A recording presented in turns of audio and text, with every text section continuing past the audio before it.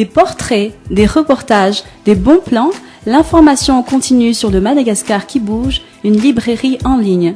Le tout sur une seule et même adresse, www.nocomment.mg, la version numérique du magazine No Comment, le mensuel gratuit numéro 1 à Madagascar.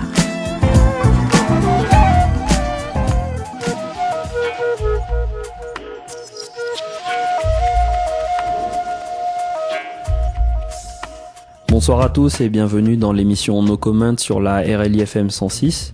Ce soir, nous recevons avec nous Madame Zou. Bonsoir Madame Zou. Bonsoir. Alors Madame Zou est une artiste plasticienne, mais ce qu'elle a de particulier, c'est qu'elle récupère plein de matériaux différents. Vous pouvez un peu nous expliquer comment vous faites, comment vous travaillez? Tout d'abord, je suis Madame Zou. Là, c'est mon nom d'artiste. Et le nom, c'est Razakaratim Zouarniv. Mon travail, c'est de l'art textile. C'est-à-dire, je fais du tissage. C'est pas vraiment, si on peut dire, du tissage avec la chaîne. Bien sûr, il y a la chaîne et la trame. Mais je tisse pas mal de choses. Que je fais des œuvres après. C'est-à-dire que je travaille la matière végétale, la récupération, un peu de tout. Un peu de tout. Il n'y a pas de matériaux que vous ne pouvez pas utiliser en fait. Je crois oui. Je crois oui. Puisqu'on a pu voir donc pendant votre dernière exposition en date, c'était à l'Institut français de Madagascar, si je me souviens bien. Les gens ont pu voir par exemple un fauteuil fait avec des boîtes de cassettes vidéo. C'est un exemple de ce que vous arrivez à faire. Il y avait d'autres choses aussi, je crois.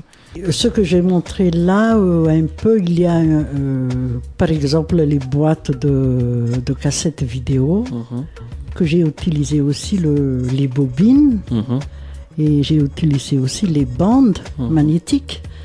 Mais en même temps, je tisse avec de la laine, du coton, du vétiver, des fils de pêche, des fans d'haricots, un peu de tout. Un peu de tout, vraiment. Et avant ça, même, il y a eu aussi une exposition itinérante.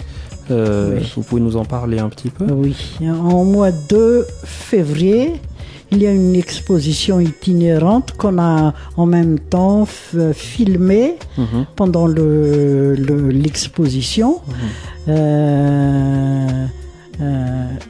On a commencé à Tananarive jusqu'à comment on appelle ça, Tirabé. Il y a 5 villages qu'on est arrêté un peu pour sur le chemin et que j'ai exposé là-bas parce que avant ça, en janvier, on est allé là-bas pour récupérer pas mal de choses. Par exemple, les matières que j'ai utilisées pour l'exposition itinérante. Et il y a des cailloux, il y avait même des fruits, je crois. Des poireaux, il y a les fruits, parce qu'on s'est arrêté en route là où on a les matières que j'aimerais bien présenter comme des œuvres après. C'était comme montrer aux gens qu'on peut utiliser tout ça, pas seulement les manger, on peut aussi s'en servir. Et comment ça vous est venu l'inspiration en fait d'utiliser justement tous ces matériaux-là? C'est pas forcément tout le monde qui va penser justement à prendre des fruits, à prendre des cailloux, à prendre tout ça pour faire des œuvres d'art. Comment cette idée vous est venue? Parce que vraiment, c'est ce que je veux faire. Depuis toujours. Depuis. Et quand j'ai commencé à faire l'art textile, j'arrive à oser montrer tout ça. Parce que avant, je n'ose pas. Je laisse tout ça dans votre image. J'ai déjà tissé, mais j'ai mis dans une sous-bique que j'ai cachée. Vous n'avez pas terminé donc à ce moment-là? Si, il y a pas mal de choses que j'ai terminées, mais je n'ose pas montrer parce que avec les gens, je ne sais pas ce qu'ils pensent. Mais après, il y a des gens qui me connaissent, qui veulent me voir. Ils ont demandé... Et ils fouillent la sous-bique parce que c'est ce qu'ils veulent voir. Et à partir de ce moment-là, j'ai osé montrer comme ça parce que ça me fait plus peur. Ça a commencé comme ça, donc on a commencé à vous connaître comme une artiste vraiment. Oui. D'accord. Il y a autre chose aussi, c'est que toutes vos œuvres, ce sont des œuvres d'art bien sûr, mais elles sont aussi on peut les utiliser, elles sont pratiques en fait. On peut s'en servir finalement comme objet de décoration. Le fauteuil dont on parlait tout à l'heure, finalement, il est solide, on peut s'asseoir dessus. C'est tout ça, est-ce que c'est quelque chose que vous avez prévu déjà dès le départ, de faire des objets qui puissent être utilisés en plus d'être jolis, ou c'est tout simplement un hasard? Non, c'est pas un hasard, mais j'ai déjà fait tout ça avant de réaliser quelque chose.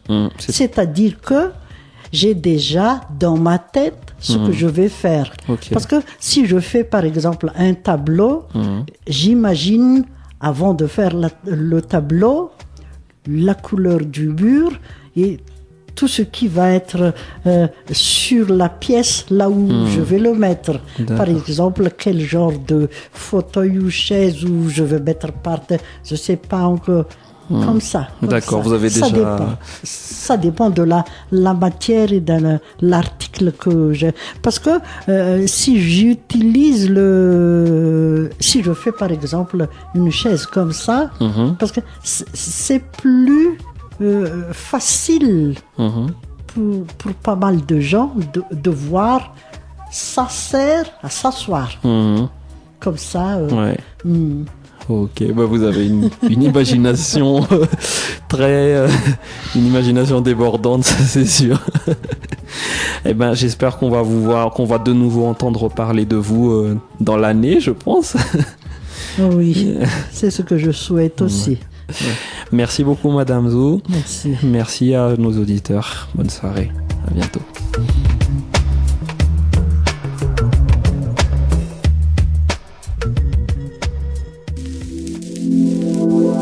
Des portraits, des reportages, des bons plans, l'information en continu sur le Madagascar qui bouge, une librairie en ligne. Le tout sur une seule et même adresse, www.nocomment.mg, la version numérique du magazine No Comment, le mensuel gratuit numéro 1 à Madagascar.